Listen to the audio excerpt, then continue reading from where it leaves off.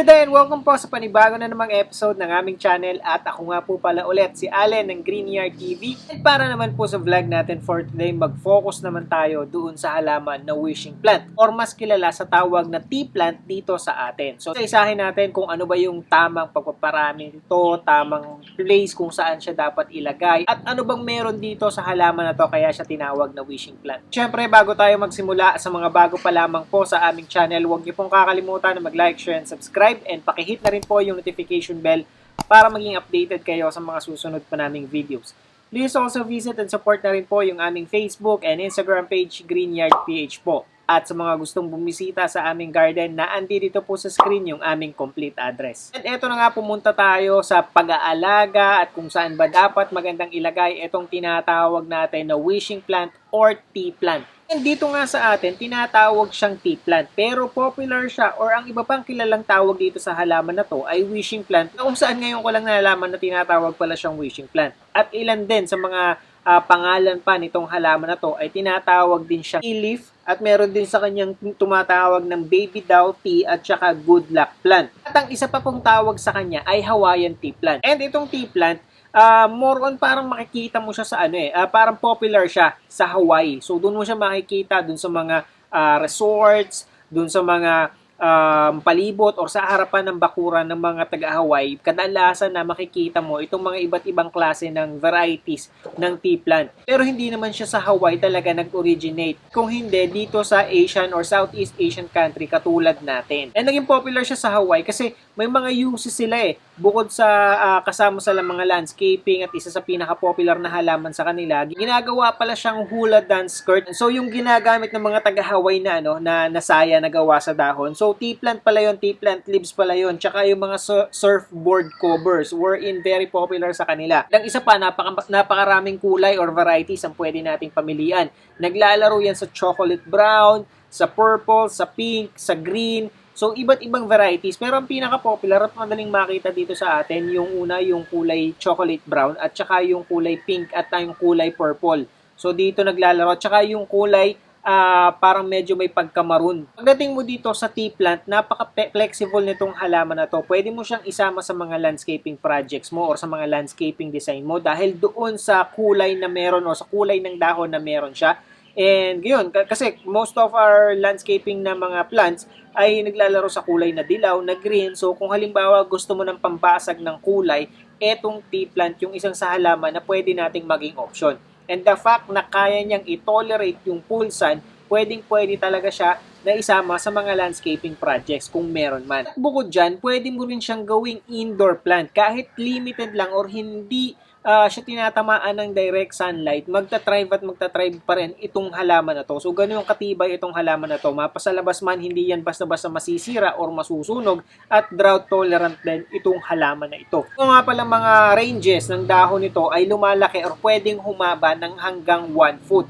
Kaya kung baga mas makapal ang dahon, mas maganda na pang-decoration sa mga harapan ng bahay natin. And dito sa atin, nakakuha tayo ng iba't ibang uses nito. Ginagawa natin siyang katulad ng mga lucky bamboo na design, which is yung ipapagoda style mo siya or yung tinatawag natin na tower. Or kaya naman pag sasama-samahin mo sila, parang ililayer mo sila as 5 or 6, yung katulad nga ng ginagawa natin sa mga sa mga lucky bamboo. So kasi yung yung size ng bawat puno nila hindi naman nagkakalayo. Kaya kung halimbawa naghahanap kayo ng ibang halaman maliban sa lucky bamboo, ito yung isang pwede nating pamalit na iba yung kulay ng dahon. Pagdating sa pagpo-propagate, ito kaya to ng cuttings lamang. And yun, ikakat mo lamang yung pinaka kunyari, nakuha mo na yung preferred height ng inyong tea plant para makas kumapal siya kasi ito kadalasan yung puno niya, single lamang siya na pataas and then nagkakaroon siya ng dahon and then pataas lamang siya ng pataas. Kung gusto mo magkaroon ng mas maraming sanga yung iyong mga tea plant, sabihin nating mga 2 to 3 sa isang puno,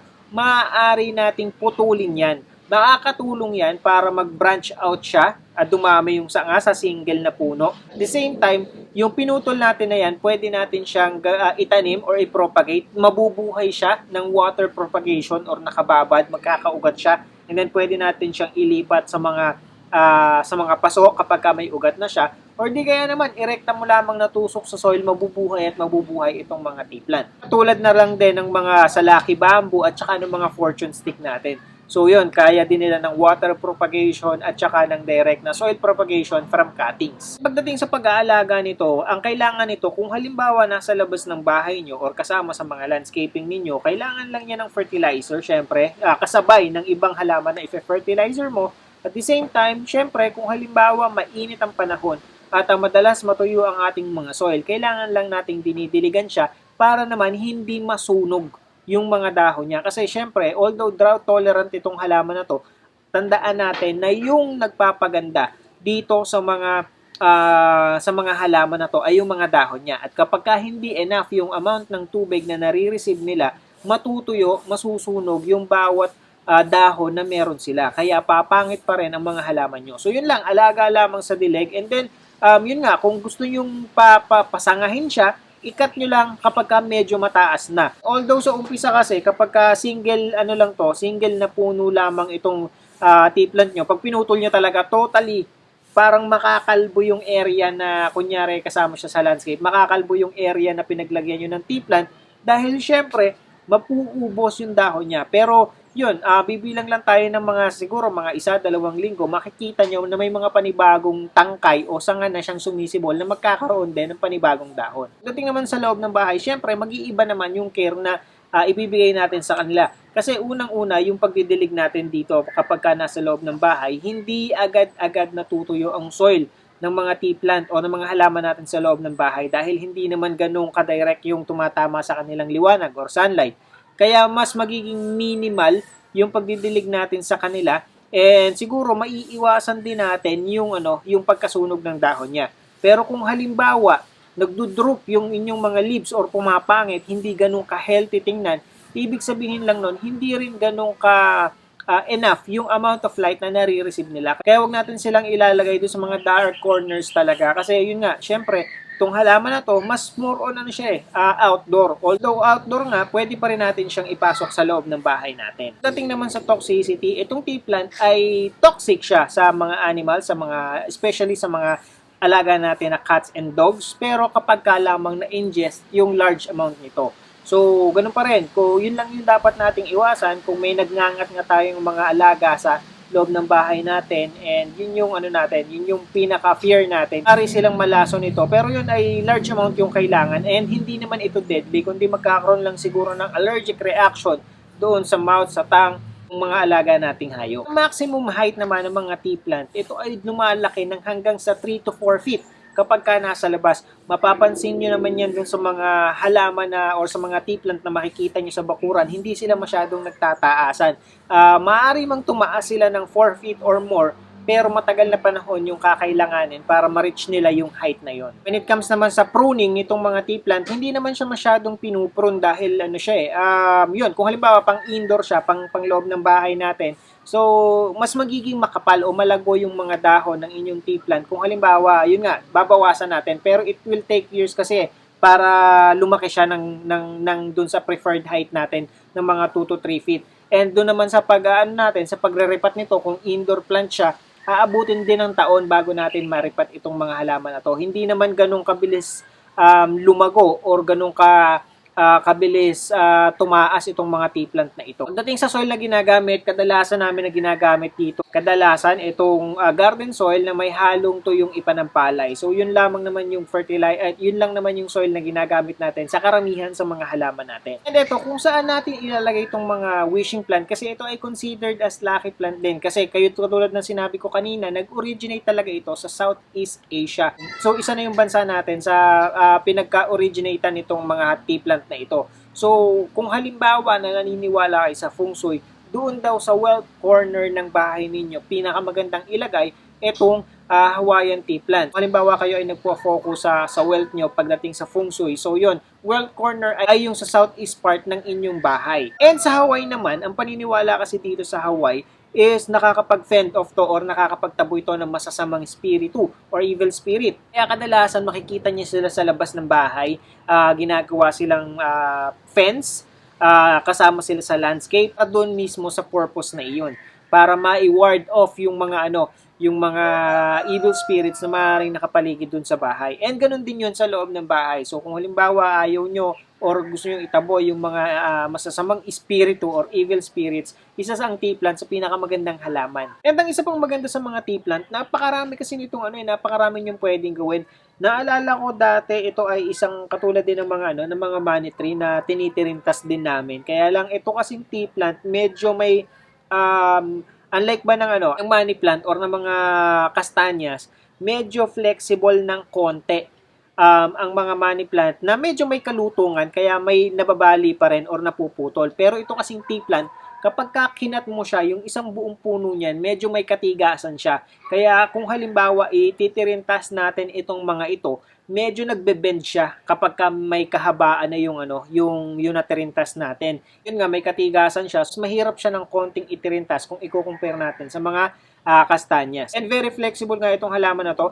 Pwede tayong makabili nito ng around siguro yung nakalagay lang sa maliit na paso na pwede nating gawing panlagay sa mga kwarto natin, sa mga maliliit na spots like yung study table. May nabibili tayong ganyang kaliit. Tulad nga ng sinabi ko kanina na similar doon sa Lucky Bamboo, yung pwede nating gawin dito sa mga tea plant na to. And yun nga, kung halimbawa gusto natin ng isang kulay o mas makapal at mas malagaw, pwede naman nating pagsamasamahin ang ilang puno ng tea plant doon sa isang mas malaking pot para mas makapal tingnan. Kasi nga, itong mga tea plant ay it will take years bago pa siya sabihin nating ma-root bound, bago siya kumapal or lumago. Pero kung halimbawa nga, naiinip kayo at gusto nyo na kagad mapakinabangan or makita yung ganda ng tea plant, pwede naman kayong magripat at pagsamasamahin itong mga bawat puno ng tea plant para yun nga, mas maging makapal at malago ang mga dahon nitong mga ito. Nga, when it comes sa repotting, antayin nyo maging root bound bago nyo i-repot itong mga tea plant.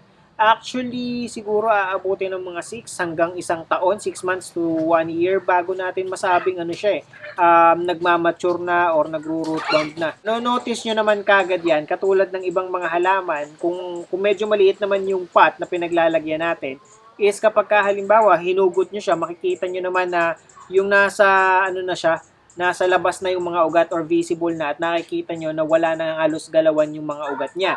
At ang isa pa, ay kung halimbawa yung mga ugat niya ay lumalabas na dun sa mga drainage hole ng mga paso natin. At kung halimbawa napapansin nyo na hindi na gumaganda yung mga tea plant ninyo, yung mga nakatanim doon sa mga paso ninyo, mas maganda naman or pwede naman natin gawin kahit pa sabihin natin na hindi pa or ilang buwan pa lamang pero ayaw talagang gumanda, hindi na nagiging healthy. So maaari kasing yung nutrients na nakukuha or hindi compatible yung soil na ginagamit natin sa kanya. Or yung nutrients na nakukuha niya doon sa soil ay hindi enough at pangit na talaga. So, pwede naman nating palitan ng soil kapag ganun. At least, panibagong soil, mas panibagong nutrients yung pwede niyang makuha. At the same time, huwag niyo rin kakalimutang lagyan ng fertilizer kasi syempre nakakatulong yun dahil minsan hindi nga enough yung nakukuha niyang nutrients coming from the soil. Pagdating naman sa dahon nito, gusto niyo ma-maintain yung shine ng dahon niya, punas-punasan niyo lamang siya ng isang basahan or kaya pwede rin dito na pinupunasan siya ng egg white para mas maging shiny yung mga dahon nitong ating mga tea plant. Ito kasing mga pagpapunas ng mga egg white dun sa mga dahon, mas mas visible siya or mas maganda siyang gawin dun sa mga halaman na yung dahon ay iba yung kulay kung i-compare natin dun sa mga green. Kasi mas lumalabas yung mas lumalabas yung tingkad kapag ibang kulay, lalo na yung mga ganitong kulay nitong sa tea plant. Kasi katulad ng ginawa natin dun sa natin, 'di ba, sa mga kalateya natin. So, mas visible talaga siya. Kumikintab talaga yung mga ginagawa natin dun sa ating mga doti. And ito yung mga reasons kung bakit halimbawa para at least masolusyonan natin kung halimbawa bakit ba nagiging brown. Napapansin nyo na nagko-color brown yung mga dahon ng mga tea plant nyo. It's either overwatering kayo, lacking of humidity doon sa area. So, ang pinaka mabilis na paraan na pwede natin gawin is ilipat natin siya ng pwesto. Yun ay depende sa area or location na pinaglalagyan ng tea plant nyo. Kung halimbawa nasa labas siya at nagba-brown yung inyong mga tea plant at kasama siya sa landscape, most probably ito ay talagang nagkukulang sa dilig or kulang sa tubig. Kapag naman nasa loob, maaaring overwatered ito o kaya sobrang init naman or yung mataas yung temperatura. Kaya ganun pa rin yung nangyayari sa kanya. Kahit pasabihin mong hindi naman siya tinatamaan ng direct sunlight. And ganun din kapag halimbawa nanlalagas yung dahon or naninilaw. Minsan, yung paninilaw kasi ng dahon or panlalagas, ito naman maaaring too much water naman yung nare-receive nila. Or di kaya naman ay underwatering. Yun lang naman kadalasan yung mga nagiging reason kung bakit ganito. So, yun lamang po and I hope nakatulong at nag-enjoy kayo sa panonood ng video na to. And again, sa mga bago pa lamang po sa aming channel, huwag niyo pong kakalimutan na mag-like, share, and subscribe and pakihit na rin po yung notification bell para maging updated kayo sa mga susunod pa naming videos. Please also visit and support na rin po yung aming Facebook and Instagram page, Greenyard PH po. Magkita-kita po ulit tayo sa susunod na episode ng Greenyard TV and thank you for watching.